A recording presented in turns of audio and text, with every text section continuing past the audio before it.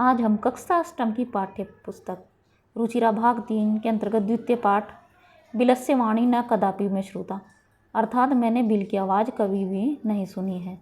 यह प्रसिद्ध कथा ग्रंथ पंचतंत्र के तृतीय तंत्र काकोल्यम से लिया गया है। इसके लेखक विष्णु शर्मा हैं। कश्मित किसी वने जंगल में खरनखर नाम है सिंह शेर प्रतिवस्ती रहता सम था। सह वह कदाचित कभी इतस्तः इधर उधर परिभ्रमण घूमता। क्षुधार्त भूखा न किसिदपि नहीं कोई भी आहार भोजन प्राप्त हुआ। ततः वह सूर्यास्त समय एकाम महती गुहाम दृष्ट्वा सूर्यास्त समय अर्थात शाम के समय एक महती बड़ी गुफा दृष्टवा देखता है।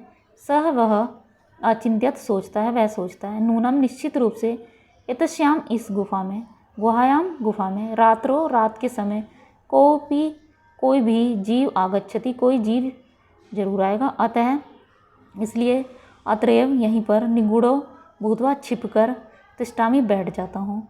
किसी वन में एक शेर रहता था।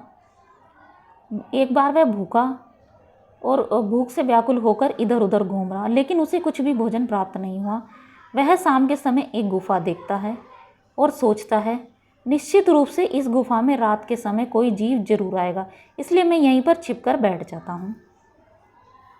एतस्मिन् अंतरे इसी अंतराल में गुहायाम गुफा का स्वामी दधिपुच्छ नामक श्रृंगाल समागच्छत।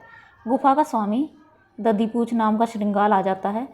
च और वह यावत जहाँ तक पश्यति देखता है तावत वहाँ तक सिंह शेर पैर पदति चिह्न गुहायाम परिविष्टा दृश्यन्ते।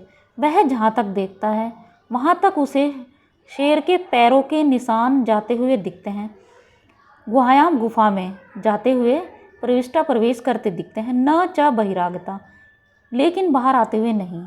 श्रृंगाले अचिंत्यत ओहो विनिष्टोस्मि गिदड़ सोचता है अचिंत्यत सोचता है ओहो बहुत विनाश की बात हो गई है, तो बहुत संकट का समय आ गया है, बहुत बड़ा संकट है। तो नूनम अस्मिन बिले सिंह अस्तिति नूनम निश्चित रूप से अस्मिन इस बिले गुफा में सिंह शेर अस्तिति है। अस्ति इति अर्थात है। तर्कयामी वह अपने आप से ही तर्क करता है। ततम किम करवाणी तो किम क्या करवाणी करूं एवं विचिंत्यत ऐसा विचार करता है। उसी समय उस गुफा का स्वामी दधिपुच्छ नामक गिदड़ आ जाता है। वह जहाँ तक देखता है वहाँ तक उसे शेरों के पैरों के निशान गुफा में जाते हुए तो दिखते हैं, लेकिन बाहर आते हुए नहीं दिखते। गिदड़ सोचता है, श्रृंगार सोचता है ओहो विनिष्टोस्मि ये तो बहुत बड़ा संकट आ गया है, विनष्ट हो गया अर्थात मैं नष्ट हो गया, मेरा विनाश हो गया। हो न हो इस गुफा में शेर है, ऐसा वह तर्क करता है अपने आप से। तत् किम करवाणी तो क्या करूं एवं विचिंतित ऐसा विचार करता है। दूरस्थ एव क्रतुम आरब्धा वह दूर से ही रवम आवाज कर्तुम आरब्धा शुरू करता है। वह दूर से ही आवाज़ करता है भो बिल हे गुफा किम न समर्षि किम क्या समर्षि तुम्हें याद नहीं है यन्मया मेरे द्वारा तव्या तुम्हारे साथ समय है या समय का अर्थ शर्त कर्तोस्ति की गई है। यत यदा हम जब मैं बाह्यात बाहर से प्रत्यागमष्यामि वापिस आऊँगा तब तुम्हारे द्वारा माम मुझे आकार्यशेषी पुकारा जाएगा। जब मैं बाहर से आऊँगा तब तुम मुझे पुकारोगी। यदि त्वं माना आव्यासी यदि तुम माम मुझे नहीं आह्वान करोगी तर्हि तो मैं द्वितीयं बिलं यास्यामि इति दूसरी बिल में चला जाऊँगा। यहाँ पर गिदड़ कहता है और वह क्या करता है दूर से ही आवाज़ करने लगता है कि हे गुफा बोलो, क्या तुम्हें याद नहीं है मेरी और तुम्हारी एक शर्त थी कि जब मैं बाहर से आऊँगा तब तुम मुझे पुकारोगी, लेकिन अगर तुम मुझे नहीं पुकारोगी तो मैं किसी दूसरी गुफा में चला जाऊंगा। अत एतत् श्रुत्वा सिंह अचिंत्यत। अथ यह, एत श्रुत्वा है ये शब्द, अर्थात यह सुनकर शेर अचिंत्यत सोचता है, नूनम ऐसा निश्चित रूप से, गुफा स्वामी ने स्वामी का सदा हमेशा समाहवन करोती आह्वान करती है, परंतु मद भयात मेरे भय से न किसिदपि वदती कुछ भी नहीं बोल रही है। यह हमें यहाँ पर शेर विचार करता है कि निश्चित रूप से, यह सब सुनकर शेर विचार करता है कि निश्चित रूप से यह गुफा हमेशा अपने स्वामी का आह्वान करती है, लेकिन मेरे भय से कुछ भी नहीं बोल रही।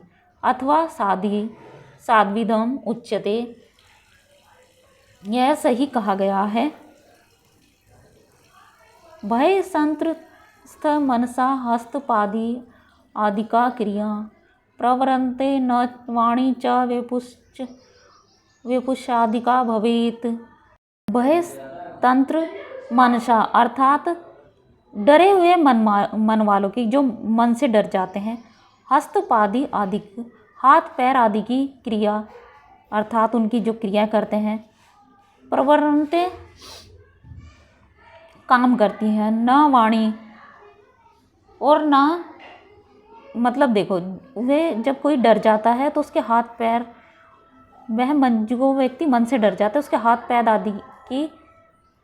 पैर आदि की क्रियाएं काम नहीं करती हैं। प्रवृत्त न वाणी चा वेपुष्ट आदि के भवेत, प्रवृत्ति काम करती हैं और उसकी वाणी भी अधिक कंपन करती है। तदहम अस्य आह्वान करोमि, इसलिए मैं अवश्य ही आह्वान करूँगा।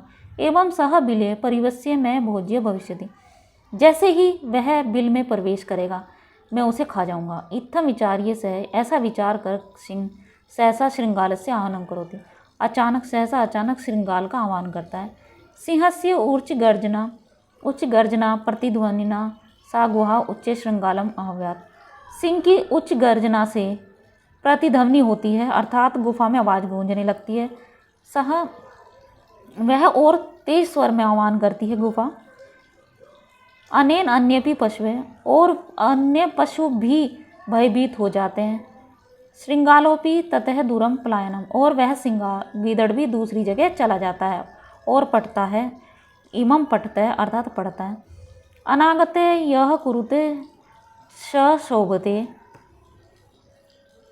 अनागत अर्थात आने वाले, कुरुते शोभते, जो व्यक्ति आने वाले दुख से पहले ही विचार करता है वह सुखी रहता है। स सोचेत न करोत्य अनागते, और जो व्यक्ति आने वाले दुख का स्मरण नहीं करता अर्थात उसके बारे में विचार नहीं करता, वह हमेशा दुखी रहता है। वनेत्रम संस्थस्य समागता जरा, और यहाँ पर ये कह रहा है गिदड़ की मुझे वन में रहते हुए बुढ़ापा आ गया। बिलस्य वाणी न कदापि श्रुता, लेकिन मैंने बिल की आवाज़ कभी भी नहीं सुनी है। अनागतम आने वाला, ठीक है। कुरुते करता है, सह वह शोभते सुखी रहता है। सह जो व्यक्ति कर्त्योनागतम विचार नहीं करता, सोचते दुखी रहता है, ठीक है। इसका अर्थ यही है।